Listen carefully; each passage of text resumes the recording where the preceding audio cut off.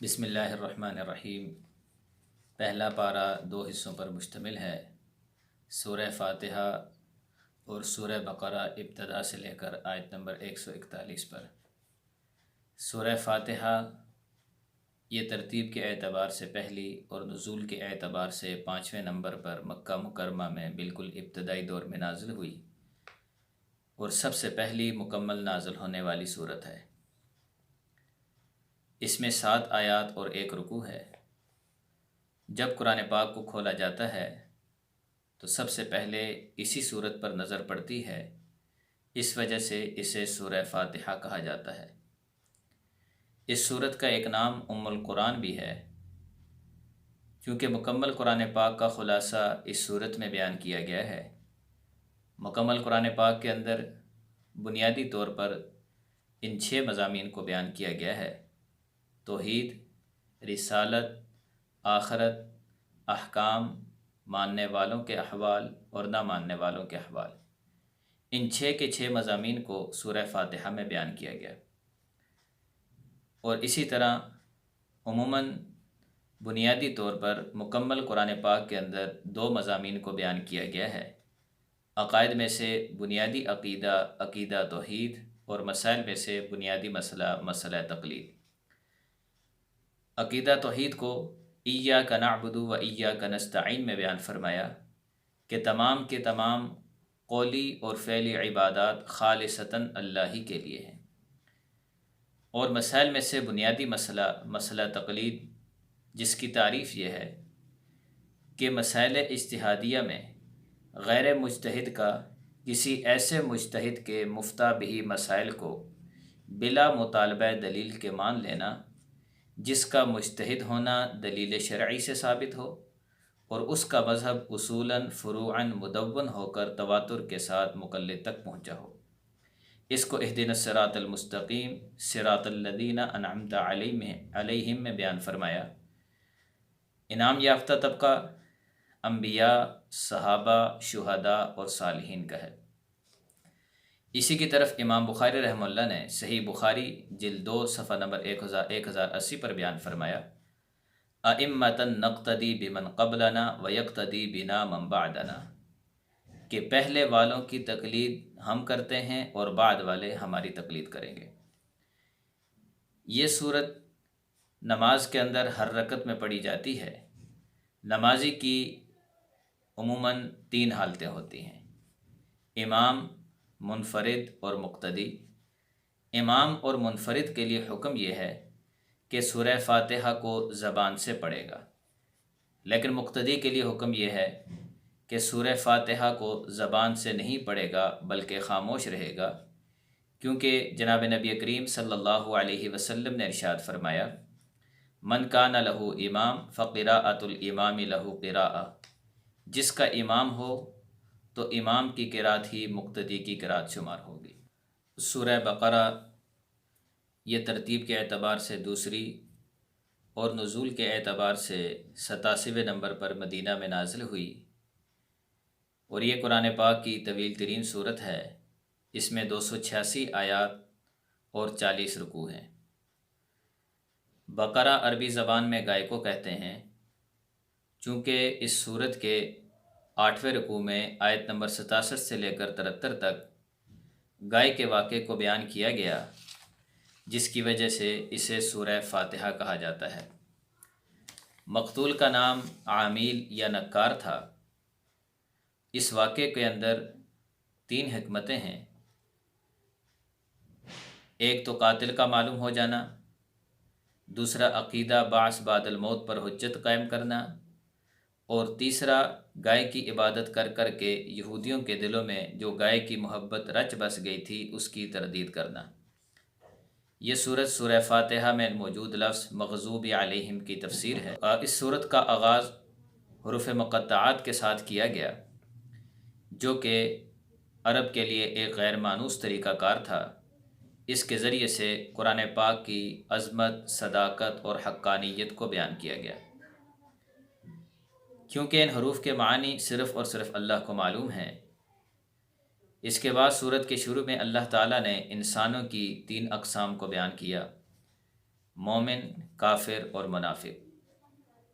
مومن کے اوصاف کو بیان کرتے ہوئے ارشاد فرمایا یؤمنون بالغیب، کہ وہ غیب پر ایمان رکھنے والے، ویقیمون الصلاۃ، نماز کو ادا کرنے والے، قائم کرنے والے، ویؤتون الزکاۃ، زکوٰۃ کو ادا کرنا، اور اس کے بعد فرمایا آسمانی کتابوں پر ایمان رکھنا اور آخرت کے دن پر ایمان رکھنا۔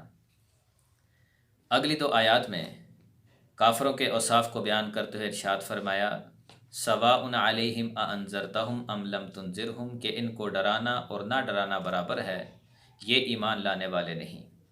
ختم اللہ علی قلوبہم وعلی سمعہم، اللہ نے ان کے دلوں پر اور کانوں پر مہر لگا دی ہے، وعلی ابصارہم غشاوہ، اور ان کی آنکھوں پر پردہ ڈال دیا ہے، اب یہ نہ حق کو سن سکتے ہیں، نہ سمجھ سکتے ہیں، نہ ہی اس حق کو آنکھوں کے ذریعے سے دیکھ سکتے ہیں۔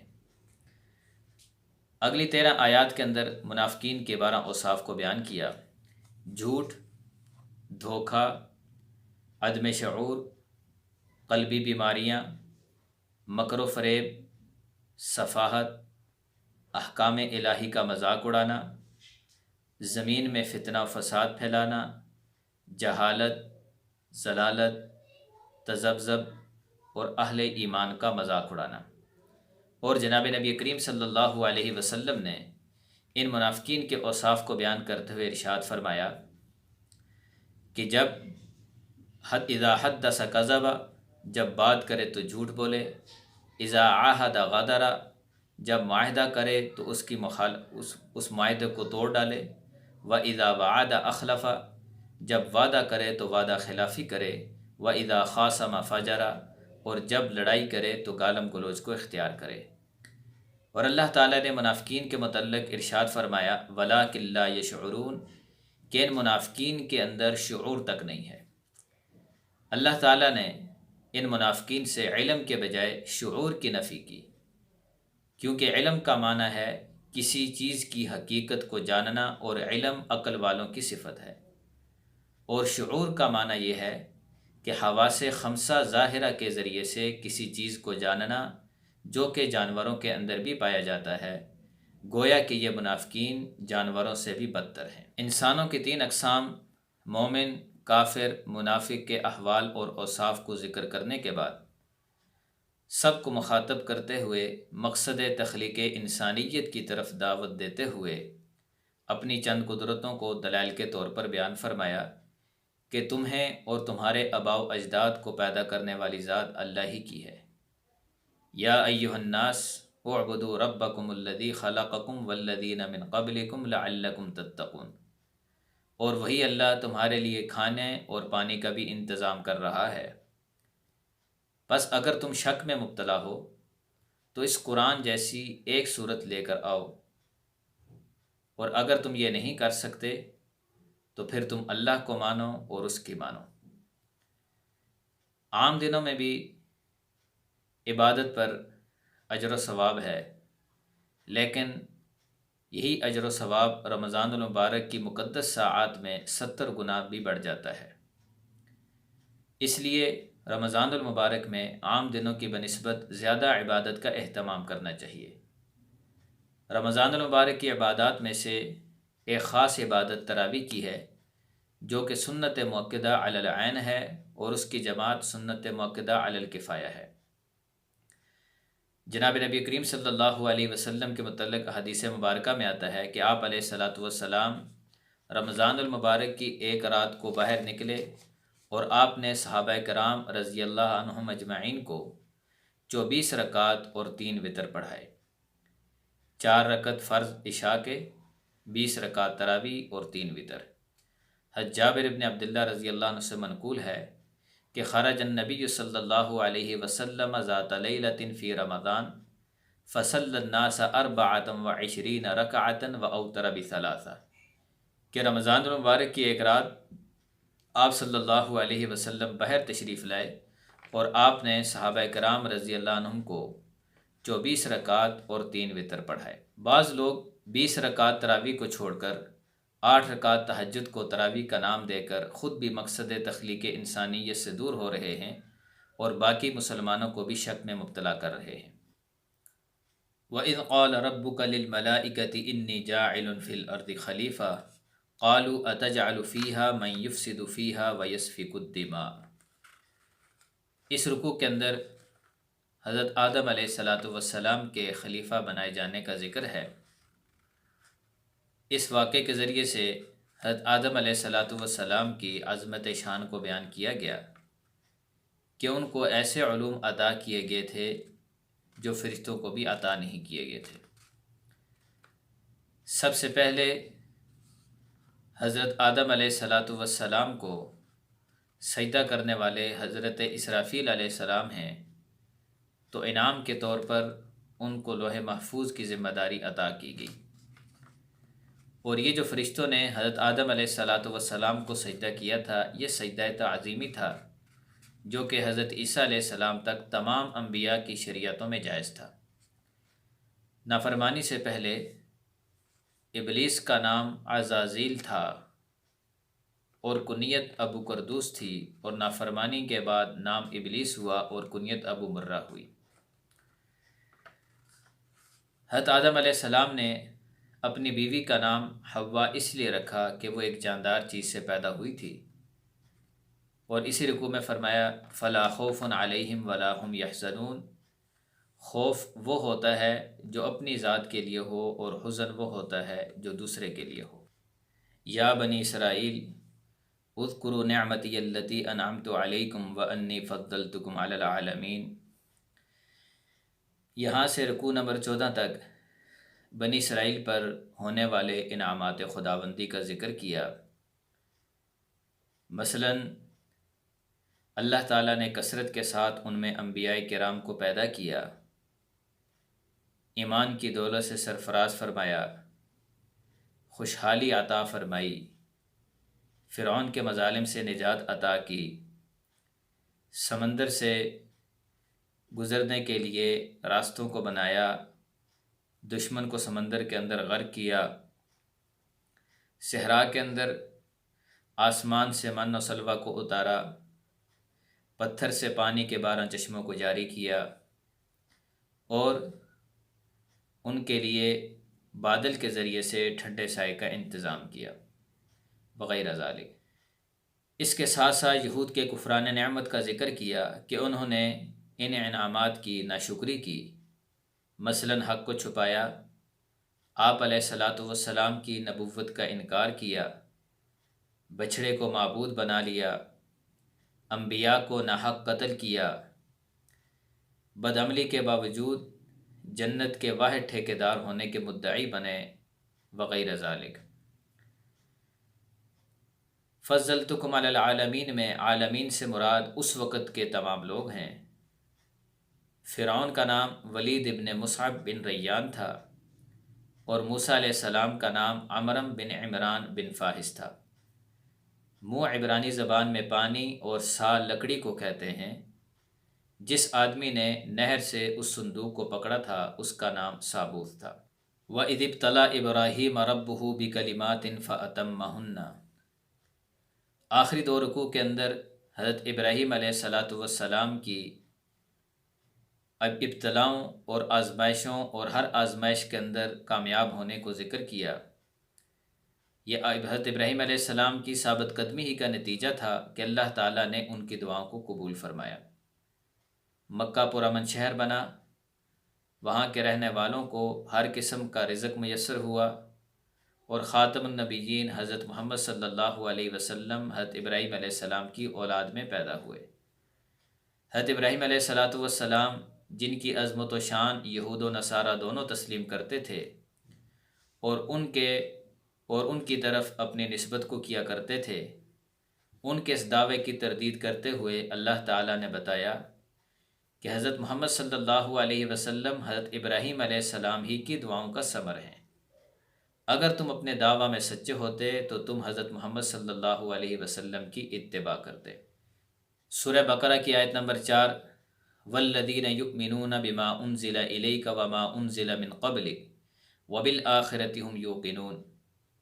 اس آیت مبارکہ سے عقیدہ ختم نبوت پر واضح دلیل ملتی ہے، کیونکہ اللہ تعالیٰ نے دنیا کی سیدھی راہ اور آخرت کی کامیابی دو قسم کی وحی پر ایمان لانے کے ساتھ وابستہ کی ہے۔ ایک وہ وحی جو آپ علیہ السلام پر نازل ہوئی، دوسری وہ وحی جو آپ علیہ الصلاۃ والسلام سے پہلے انبیاء کرام علیہم السلام پر نازل ہوئی۔ وحی کا کوئی تیسرا فرد نہیں جس پر ایمان لانے کا ہم سے مطالبہ کیا گیا ہو۔ اگر آپ صلی اللہ علیہ وسلم کے بعد کوئی اور وحی نازل ہونی ہوتی تو ہمیں اس وحی پر بھی ایمان لانے کا پابند کیا جاتا۔ اور آیت نمبر 13 میں اللہ تعالیٰ نے فرمایا وَإِذَا قِيلَ لَهُمْ آمِنُوا كَمَا آمَنَ النَّاسُ، اور آیت نمبر 137 میں فرمایا فَإِنْ آمَنُوا بِمِثْلِ مَا آمَنْتُمْ بِهِ فَقَدِ اهْتَدَوْا۔ ان آیات سے ثابت ہوا کہ حضرات صحابہ کرام رضوان اللہ علیہ مجمعین معیار حق ہیں، اور وہ تعبیر اور تشریح جو حضرات صحابہ کرام رضی اللہ عنہم سے منقول ہے وہی برحق ہے۔ اس لیے جمہور فقہا اور محدثین کے نزدیک موقوفات صحابہ حجت ہیں۔ سورہ بقرہ کی آیت نمبر 104 میں اللہ تعالیٰ نے فرمایا یا ایہا الذین آمنوا لا تقولوا راعنا وقولوا انظرنا واسمعوا وللکافرین عذاب علیم۔ اے ایمان والو، نبی علیہ الصلاۃ والسلام کو راعنا مت کہو بلکہ انظرنا کہو، اور کافروں کے لیے دردناک عذاب ہے۔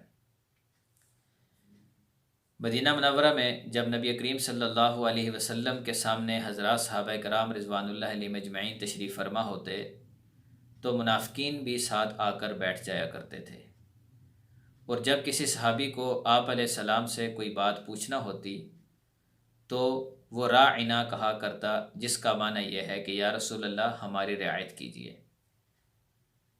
منافقین راعنا کو بگاڑ کر راعینا عین اور نون کے درمیان میں یا کا اضافہ کر کے پڑھتے، جس کا معنی یہ تھا کہ اے ہمارے چرواہے، اور یہ لفظ یہود کے نزدیک بطور گالی کے استعمال ہوتا تھا۔